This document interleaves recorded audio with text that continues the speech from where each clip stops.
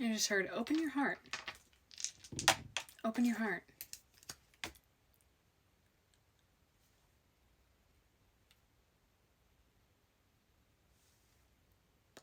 I had to let some people scroll away in impatience.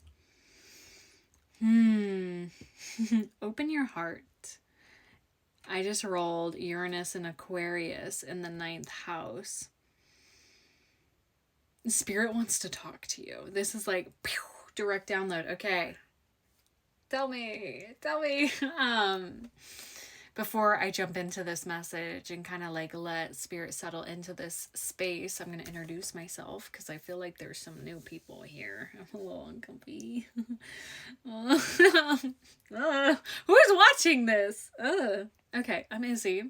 I go by 8th House Mercury here. On my other account, I go by Astramia, where I do evolutionary astrology. The best way you guys can support me as a creator is subscribing to my newsletter. It's totally free. I channel the upcoming transits straight to your inbox every Monday to guide you through the week ahead. Link in the bio for that, and all my other goodies in there. You might find something that you like my guided vision journeys. Guys, okay, I really again, can you open your heart? Yeah, I swear to God, I think this is Uranus. I think this is, oh, it's a Libra. I knew this had to do with love. I just saw the blue and I know that yeah, open your heart. My screen just went dark. And then a thing popped up that said sign in and it stopped at 144. 144. YK. Somebody does not want you to hear this though. When my screen goes dark like that, it feels very ominous because it doesn't happen often, guys. And it's probably, I have a feeling it might happen multiple times. Last quarter. Last Christmas, I gave you my heart. Uh-oh. Opposition. This okay, what do you want, Spirit? What do you want them to know about whatever this Libra energy is? Okay. Waning gibbous, fire. Waxing gibbous. There's this building of fire energy. Something's building, something's coming to a climax. Hopefully it's you. I'm sorry, guys. When it's late at night, I get a little vulgar. Okay. Cool. When I met you in the summer.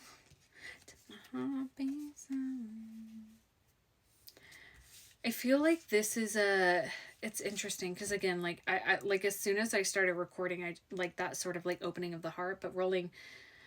Oh, is this? I'm gonna roll this one again. What's this about? Somebody lessons learning. I'm curious if this is you or another person. Very interesting. I just pull this top card, the womb. That was from my last reading, so I feel like that's not fair. I didn't shuffle that deck. The bridge. Yeah. Bridge of communication. We're counting out the womb because I didn't shuffle that deck. I just reached into the middle of it. Okay.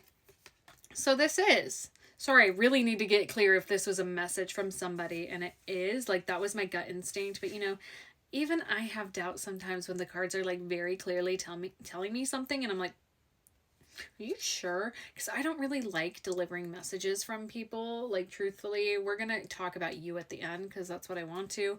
But this person, whoever this is, maybe a Libra, maybe some fire placements. Let's try to get a few more. Oh, fuck. Ascendant, moon. So they might be ruled by the moon. Moon on the ascendant. Oh, God. Okay, so let's see what they have to say to you. And I'm using these cards as that. We have the Sap of the Moon Plant, Summer, and Despicable Face.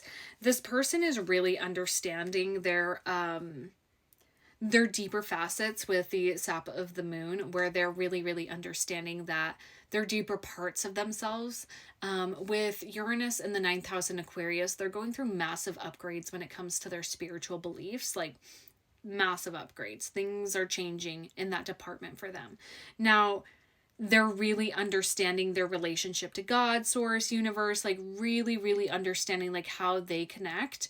And like that might have been a core piece of your guys' connection, or like a deciding factor for the two of you of like how you connected. Yeah, but it's like this relationships is at odds. When I see oppositions, I feel like you guys are not in contact. But wax and gibbous is like they're kind of growing to this peak illumination, and that's what I feel like with the summer card, where it's like when the sun is at its highest elevation, and the days are longer, nights are stronger.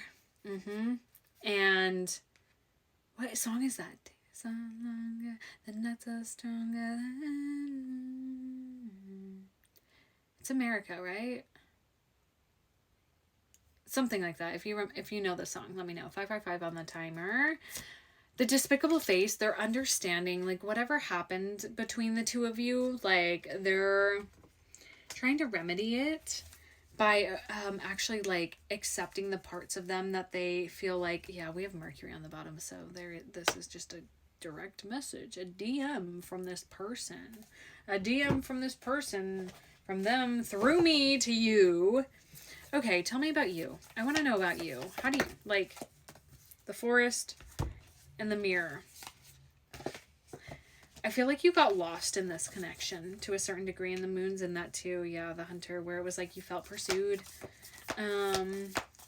Where you went now, you got Eros, the flame, and sustainer. You're working on your own stuff, babes. Like this is like you understanding the depth of your inner flame and your inner desire for yourself. Like you are really moving through like lingering things, what you desire within partnership, writing about it.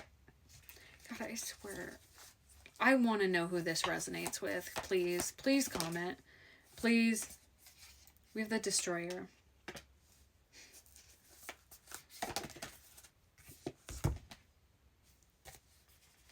Whoever you are a king slayer. You are not accepting the puppet kings or the tyrant kings. You are looking for an honorable king, my friends. I say that as my mentor, Aizen, he's on Instagram. One of our classes that he led, he really talked about the masculine energy, that there's either the puppet king that will just like try to appease their partner and be like, let me be everything you need. I just want to worship at your feet, which is cool, but it's like, no, I don't want you to be a puppy dog following me around. And then there's the tyrant king, which is like, let me control you and let me have like full authority over you. You don't want that too. You're stepping into the energy of the wise woman. Again, like you are a king slayer, like false king slayer. You're like, I am not taking false kings. Okay. Just to wrap up this reading for you, I guess, I mean, this person really is just trying to convey that they're working on themselves and that they're doing the work, and you guys are not in contact. So they're just literally like saying, hey, I'm doing the work. Cool. I'm proud of you. Yeah. Yeah, we have the prayer, the father, and the tear. Like they are doing the work. Like as I was saying this, like that energy was still present of like understanding their father wounds, understanding their emotions and their connection to God and praying and all those things. But for you, your next steps forward, because next step forward.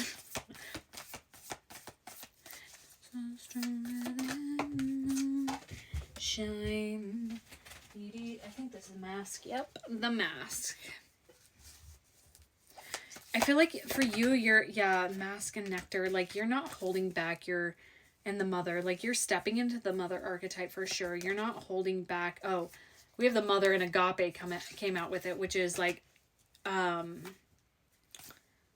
universal love, unconditional love. Again, like with the Eros flame and sustainer, I feel like you're really understanding what you desire out of partnership, and you're really leaning into that. You're dropping your masks. You're dropping any false parts of you. Yep. We have the Starborn, Vision, and Pilgrim. Like you're going on a vision of just self-reclamation at a whole nother level. I think I'm going to go into a part 2 for you because we got you hooked with this, but I want to talk about you. So let's meet in part 2. I love you guys. If you want to dive deeper, my readings are open. All right. All right, guys, we're continuing from a part 2. If you want to check that out, I'll give a quick recap. We talked about this, a person who used me as a form of communication to you guys, because I think you guys are no contact right now. So if that feels familiar to your situation that you're in, get a little context over there. And then in this message, we're diving back into your energy ultimately, because like y'all are doing some big things. I really am excited for what's coming through for you guys. And if you're just joining me here, cool, that's fine. You don't have to watch the last part. It's like not really necessary. Not gonna lie, like there was really, I personally am like, whatever, like you're not in this connection anymore. You're like deep in the avenue of like working on yourself. So if you're just joining me here for the first time, I'm Izzy. I go by 8th House Mercury here and Astrania on my other account where I do evolutionary astrology. So the best way you guys can support me as a creator, subscribing to my newsletter. It's called Letters from the 8th House. It's where I channel the upcoming transits straight to your inbox every Monday. It's totally free to guide you through the week ahead. That would mean the world to me to have you guys receive that like piece of my heart. All right. So back to our regularly programmed schedule, which is you and like what you're moving into. I want to talk about like this energy is so delicious, but also like your energy in general, like what you're focused on right now. We have the Sustainer, we have the Flame and Eros. Like you're literally like looking for something that is going to sustain your fire long term.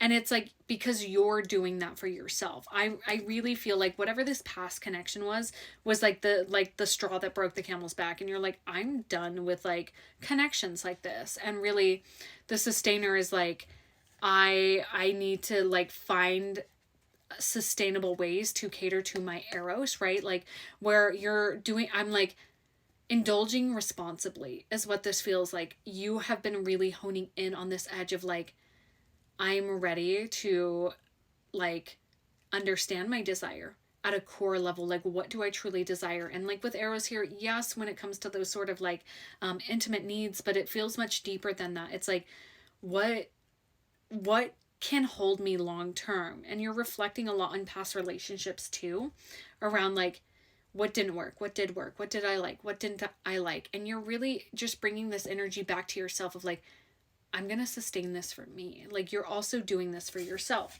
And I did mention in the last reading, you are a king destroyer. Like any false masculine energy that's presenting as a king that isn't, that illusion will immediately crack under the pressure that you've built. Like you've built this like so authentic identity, and the authentic identity that is here is we had the mask and nectar. Like you're not hiding behind any falsities anymore. Like you're literally, your presence is oozing an energy that anybody who's like blessed to be in your energy like will get to be nourished by. Like it's, you've been so decisive with the people that get access to your energy that they get to drink from the nectar that is you. And additionally, you're stepping into the archetype of the mother, and behind that is unconditional love. Like it's like you are your own baby. I know this sounds weird. Bear with me. Come on. I'm going to make it make sense. Like you're protective of yourself now in a way that like you've never been before. You're like, actually like I have an abundance of unconditional love within me, but I'm also not willing to sacrifice myself to pour into people who are not already pouring into themselves. Like you're actively pouring into yourself. So and I felt like it was important to just deepen into that because I didn't get to touch on that in the last reading. You're on an adventure. You're on a pilgrimage of like following your vision that you know is your core essence, the Starborn. We have the Pilgrim, the Vision, and the Starborn. Like you are literally, guys, you are literally like taking the steps towards your soul calling. You're stepping away from maidenhood. That's been a big and the shapeshifters under that, like that mother energy. Like you're shapeshifting from the maiden into the mother, like this naive young feminine energy that like it's just not you anymore. It's not you anymore, and you're just ready. Yeah, it's felt like the desert. Can we elaborate on the desert?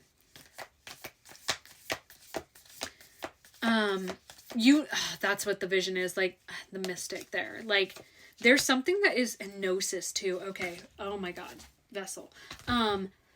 they're throwing so much stuff at me. If you've read The Alchemist, beautiful, beautiful, yummy, delicious story, I'd invite you guys to read it, because it really feels like you're finally back on the path of searching for your personal treasure. Like, you're no longer sidetracked, you're no longer pouring into others, you're just solely focused on, like, I know this. And like, you've had the visions of your desires, you've had the visions of what you are looking for. That's what the pilgrimage is. And the thing about the desert, it is such a magical space. It's a magical space because of the fact, like, when the sun dips down under the horizon, everything comes alive.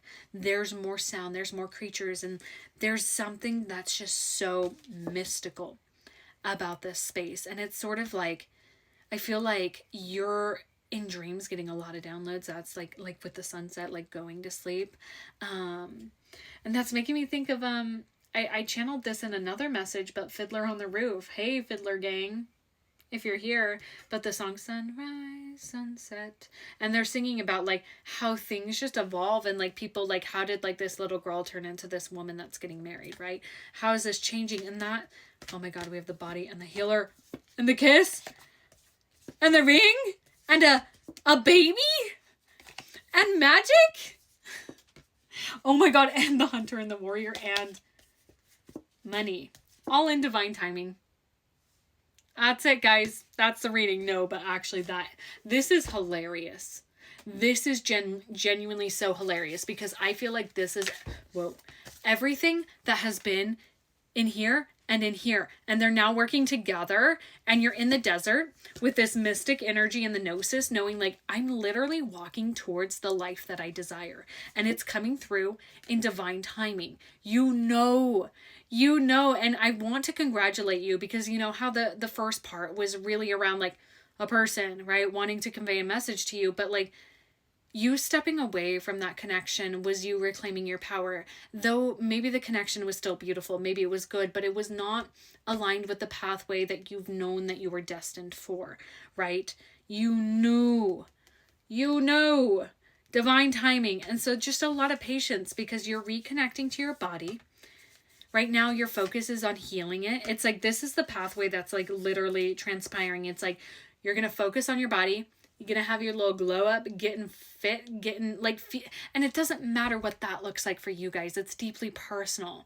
Like, whatever makes you feel good in your body, whether that's, like, dancing, martial arts. I'm going to get back into my jujitsu practice. Like, all those things that make you feel good, make you feel powerful, and, like, sexy for you. It has nothing to do with anybody else. It's healing some deep parts of you, right? You're going through a healing process with your body, reconnecting with your body, loving your body, adoring your body. We have the kiss and the ring. I heard every kiss begins with K. Like, male witch. Male witch. Which, it just makes me so excited. It really does. And the eternal child, like, there's a... Oh, my baby cat, him is right here, and he just curled up even more, and he looks so cute. Oh, God, I love cats. I'm gonna have 50 billion of them. Anyways, you might be a cat lover. Guys, share pictures of your cats in the comments, please. Please. And if you're joining me on YouTube, come back over onto TikTok and share the cats. Oh, he covered his face with his paw. Okay, anyways. The eternal child. This is, like, feeling safe to be all of yourself. Like, I feel like you've created this safety with yourself, but now it's, like, this level of commitment that you've been longing for, this level of, like, being matched and met where you're at. And that's literally what's happening. Is, like, I feel like you're committing to yourself and your eternal child, and through this is creating this alchemical magic that's bringing in, like, literally the unification of the hunter and the warrior.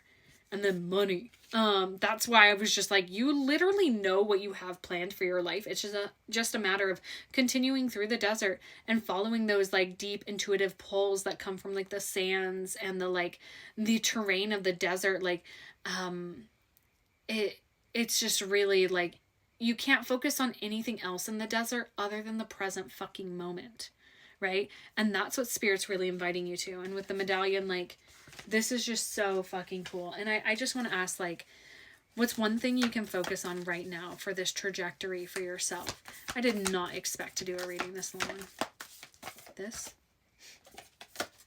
Venus. I'm really feeling Aphrodite with this. I'm really feeling leaning into you loving yourself, adoring yourself, dressing well, new clothes. All right, I'm going to leave this here.